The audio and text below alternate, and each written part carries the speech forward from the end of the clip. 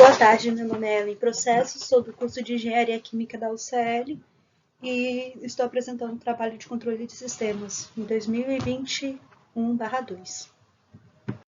O projeto pretende determinar uma função de transferência de primeira ordem para expressar o comportamento desse trocador de calor, fazendo com que o sensor de temperatura de saída seja controlado pelo controlador de temperatura do set point, fazendo com que aumente ou diminua a vazão de entrada nesse trocador de calor para que a temperatura seja de acordo com o set point desse sistema. Para determinar a função de transferência do sistema, foi realizado vários testes aplicando uma variação de degrau na saída do controlador, com o sistema de malha aberta, e os dados foram coletados para a plotação do gráfico no Colab. Com esses dados do gráfico, conseguimos então determinar a função de transferência da malha aberta e a função de transferência da malha fechada. Mas para isso precisamos de fazer alguns cálculos. Esses cálculos começam fazendo a determinação do Kp e tau P, para que assim conseguimos fazer o mais adiante.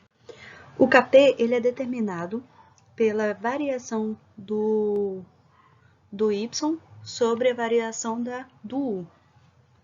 Essa variação do y é quando o y tende ao infinito, menos o y quando na malha inicial. E o ΔU, como estamos tratando de variação do tipo degrau unitário, a variação do ΔU será igual a 1. Assim, para a determinação do Kp, esse 140 foi determinado olhando no gráfico, onde está representado esse tracejado, onde o y tendeu a infinito. Aí encontramos o valor de 140. E eu plotei esse gráfico no Excel para que assim eu conseguisse pegar o ponto mais exato do valor do y no sistema de entrada desse sistema onde que foi coletados os dados. Aí foi aí que eu consegui determinar 135,46. Dividido por 1, essa subtração, dividido por 1, e determinamos que o Kp é 4,54. O tau P, existe dois tipos de método para poder determinar o tau P. O método que eu escolhi foi onde que o tau P é 63% do valor final dessa saída desse sistema, ou seja, é 63% de 140, mas considerando a entrada desses dados no sistema. Aí eu fiz 140 menos 135,46 vezes 63% desse valor, dessa diferença, mais o início, que não iniciou no zero, iniciou no 135,46. Assim, cheguei no tau P de 138,3. Só que tau P não é o valor do y, é onde esse valor, que está 138,3, é tocado num ΔU, ou seja, se formos colocar no gráfico onde o y equivale a 138,3, a gente chegamos no valor de tau P 72. Assumindo que a ordem da função de transferência do sistema é desconhecido, para simplificar o trabalho de modelagem desse sistema, modelou-se como de primeira ordem, que segue essa lógica do GPS é igual a Kp sobre tau PS mais 1. Assim, como já determinamos nos slides anteriores o valor do Kp e o tau P, é apenas substituir nesse GP, que é o sistema, a modelagem do sistema. A escolha do controlador foi o PI, que é o diagrama de ação proporcional integral, porque assim eu vou conseguir aumentar o tipo da FTMA, que é a função de transferência da malha aberta, e assim eu vou fazer com que o erro seja zero, segundo esse esquema representado nos slides. Aí, com a modelagem do sistema, do GP, e esse controlador do tipo integral, a gente vai conseguir encontrar a função de transferência da malha aberta, que é segundo essa fórmula aí. Como eles estão em série, é apenas multiplicar o controlador e a função de transferência. Então, fazendo aquela multiplicação, encontramos a FTMA, que é o que está representado nesse slide aqui. Para poder sumir com esse KI sobre S, multipliquei tanto em cima quanto embaixo por S e encontramos a FTMA assim. O tipo dela vai ser 1. E como estamos trabalhando de degrau unitário, quando a função é tipo 1, o erro ele é 0. Então, olhando a tabela do erro, sempre será atendido, independente de KC ou KI. Ou seja, a escolha do controlador foi beneficiado porque o erro vai se tender a 0. Então, independente do KC e o KI, a minha função vai ser atendida. E mais para frente iremos observar isso.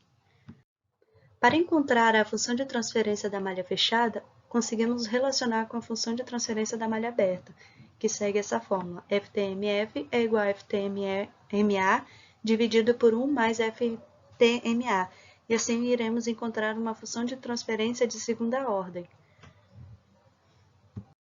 Para a determinação do KC e o KI dessas constantes, é preciso compará-lo com a forma padrão do sistema de segunda ordem, que é essa fórmula de Kp, Wm ao quadrado, dividido por S ao quadrado, mais, enfim, compará-lo com essa fórmula. Só que para isso, o nosso S ao quadrado está multiplicado por 72. Para torná-lo ele bem próximo da forma padrão do sistema de segunda ordem, precisamos dividir toda a função por 72. Assim, depois conseguimos comparar cada componente. Com as comparações, encontramos essas funções. Assim, determinei o tempo de resposta de 2 segundos, o MP de 5% e o erro de 5%. Com esses requisitos determinados, assim conseguiremos especificar os ganhos desse controlador PI, para que a malha seja atendida. Assim, sabemos que o TS é igual a 4 dividido por FWM. Com o requisito de o tempo ser menor que 2 segundos, a gente faz a substituição dos valores e da equação, e assim encontramos que o KC ele tem que ser maior do que 62,3. Como foi determinado que o MP seja 5%, que é o valor de amortecimento, então encontramos que esse Fzinho seja 69, essa constante. Substituindo os valores encontrados nessa nova equação, encontramos o valor de Wm, para que assim possamos encontrar o valor de KI. Substituindo assim os dados, o valor de KI tem que ser igual a 131,35. Substituindo as constantes na função de transferência da malha fechada, encontrei a equação sem os valores de constante da FTMF, e assim plotei no gráfico, como vai ser representado no próximo slide. Os requisitos determinados foram satisfatórios, porque encontrei a FTMF, ela atendeu aos meus requisitos da malha de 2 segundos, e a planta já estava estável em 2 segundos, como pode ser observado nessa imagem aí, nessa figura 6. O erro automaticamente é atendido por ser degrau unitário e tipo 1, então o erro já está atendido. Então, esse foi o sistema de plotagem que melhor se adequou. Plotagem não, modelagem. Foi o que melhor se adequou para o sistema em questão. E assim, o sistema de controlador de temperatura atendeu os nossos requisitos. E aqui está o código no Colab, caso haja necessidade de visualizar, é só clicar no link que já vai estar disponível. Qualquer dúvida, estou à disposição. Até mais!